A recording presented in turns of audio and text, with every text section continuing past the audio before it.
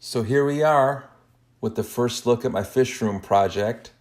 This is present day right here when everything's all completed.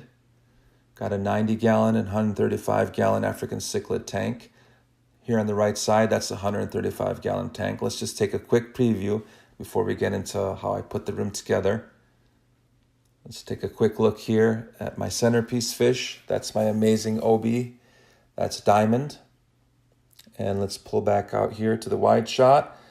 I know everybody likes to see fish, but we'll save that for another time. This video is really about the nitty-gritty, putting the room together from A to Z. So this was June 2017, last summer. First, I mapped out exactly where the tanks were going to go, where the power outlets need to be, and luckily my breaker box was right behind that wall, so I installed the power with the surge protection right there. Everything's elevated a little bit because, we're dealing with water here. And then you have to retexture the wall. Luckily, I had some help because I had a really serious back injury last summer. So this is Marian Degner here helping me out. If you're in Southern California, you can look him up. He's an excellent handyman, really good, reliable, trustworthy guy, works really hard. Friend of my family too. So he's done the texture there, and then he's going to repaint. You got to do the whole wall, otherwise it's going to look like a Mickey Mouse job. You got to repaint the whole thing. We got our first look here at the tanks. That was the 90 gallon. Here's the 135, brand spanking new. And then the stands obviously come, I guess you could say, unretouched. So you have to stain these. First pre-stain, wait about 35 minutes, and then you can apply the actual stain color you want. You got to tape the hinges, obviously. So there we get a look at the brands that I used, the pre-stain, applying it on there. Also helps to seal, just covers any, tiny cracks or crevices or whatever. And then I went with this Kona color, kind of like an espresso.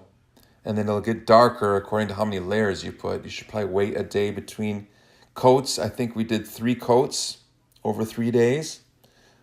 As you can see, Marian is applying right here. This is probably the first coat. In and out, every angle. Ended up looking really, really nice. Let's have a moment of levity here. I was making a joke about Amazon taking over all retail and all sales, and Marian had a funny comment about that, so I'm going to let that play right here. Thanks God, nobody can do through Amazon this job what I'm doing. You know what I mean? They send a robot. They send a robot and does it for you. And here we go. That's the 90. Getting the finishing touches right there.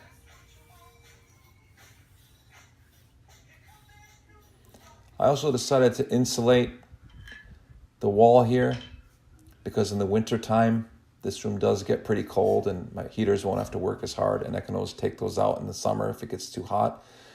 So first look at the aquariums here against the wall.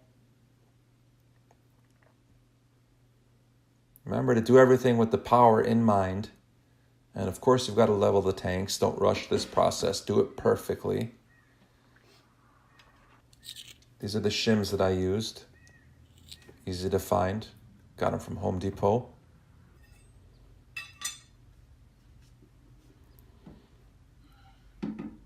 Ground is never exactly level, just for, flood prevention, I guess. So you're always going to have to level your fish tank. And here we go. We're filling up the 90 gallon right there. Very convenient, as my cleaning station is right there. Basically as good as it gets, about 8 feet away.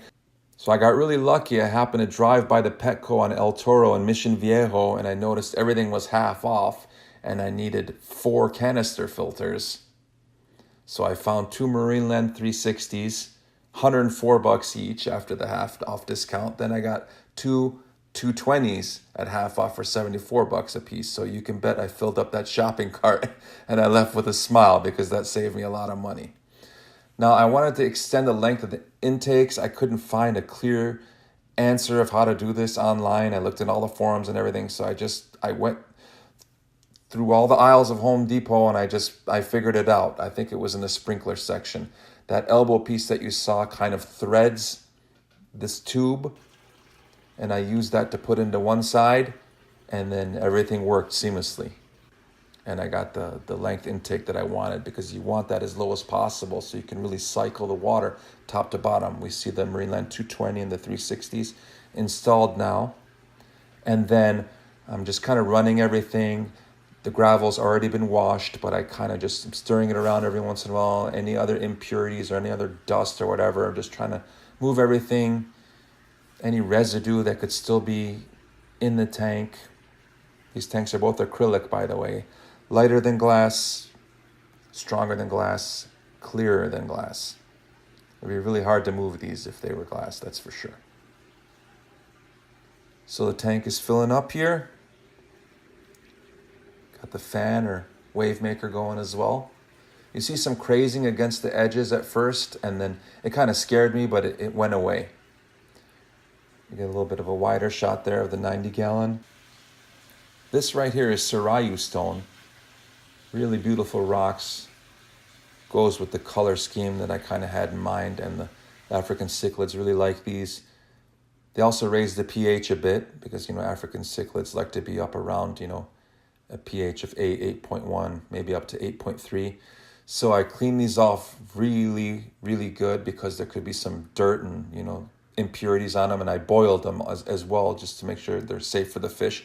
Now I like to put my plants inside of rocks like this, instead of just those little baskets that they come in, when you buy plants.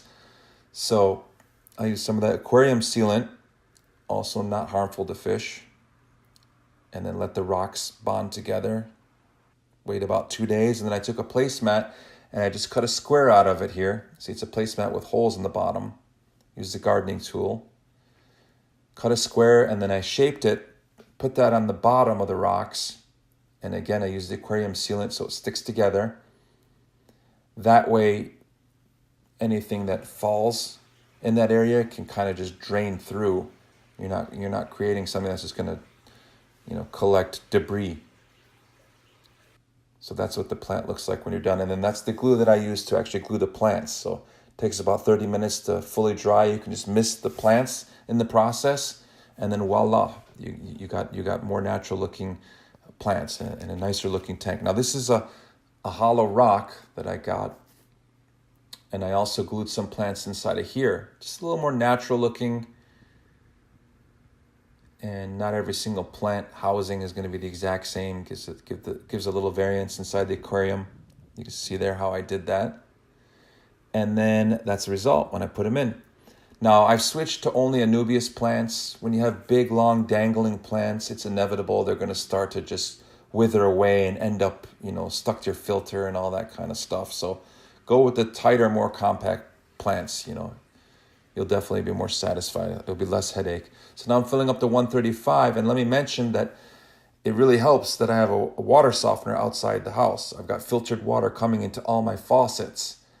That way, all the impurities, ammonia, fluoride, nitrates, they're all at very low levels, automatically when they come out of my tap water.